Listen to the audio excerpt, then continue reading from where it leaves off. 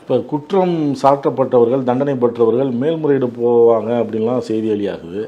அது எப்படி பார்க்குறீங்க? அதாவது அவங்க வயதான பெற்றோர்களை கவனிக்கணும், அதனால் கொஞ்சம் நாங்கள் செஞ்சது தப்பு தான், தண்டனை குறைச்சி கொடுங்க அப்படின்னு இவங்கள ஒப்புக்கொண்டு கேட்குற மாதிரியான தகவல்லாம் வெளியாகுது. அதை எப்படி பார்க்குறீங்க?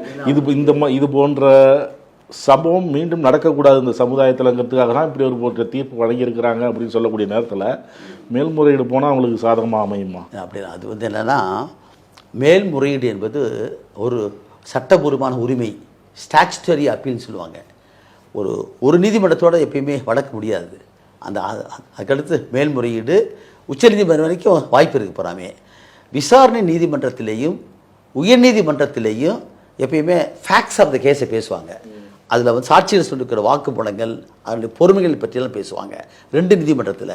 2வது நீதிமன்றம் முடிஞ்சு மேல்முறையீட்டு நீதிமன்றம் முடிஞ்சு உச்சநீதிமன்றத்துக்கு போகிற போது இந்த ஃபேக்ட்ஸ் பார்க்க மாட்டாங்க, அந்த கொஸ்டின் ஆஃப் லா தான் பார்ப்பாங்க.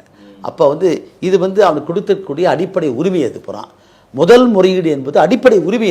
அது யாரும் தடை செய்ய முடியாது, அது உண்டு.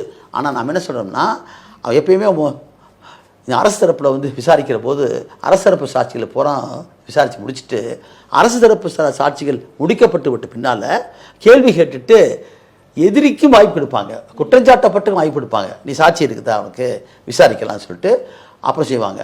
தண்டனை கொடுக்குற போது ஒருத்தர் குற்றவாளின்னு தீர்ப்பளித்த பின்னால் இந்த தண்டனை பற்றி கேட்கணும். எப்பயுமே அது சட்டத்தில் இருக்கக்கூடிய ஒரு அடிப்படை உரிமை என்னென்னா, உனக்கு கொடுக்குற தண்டனை பற்றி நீ என்ன சொல்லி கேட்கணும்.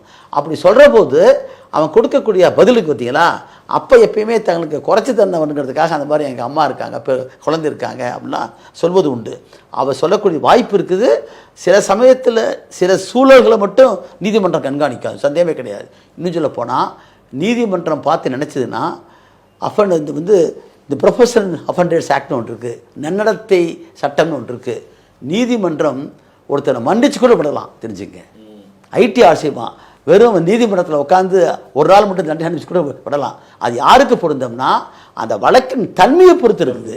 இது அப்படி இல்லை. பாலியல் வன்புணர்வு என்பதை நான் உங்களுக்கு என்ன சொல்லணும்னா, சுப்ரீம் கோர்ட் பல தீர்ப்புகளை கொடுத்துருக்குதுன்னா, ஒரு கொலை செய்தால் கூட இறந்து போயிட்டே தெரியாமல் போயிடும்.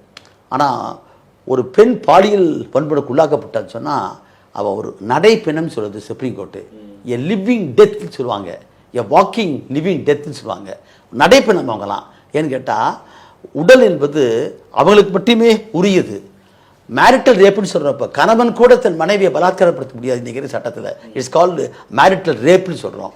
அதை கூட சட்டமாக்குன்னு சொல்லிட்டு போராடிட்டு இருக்காங்க.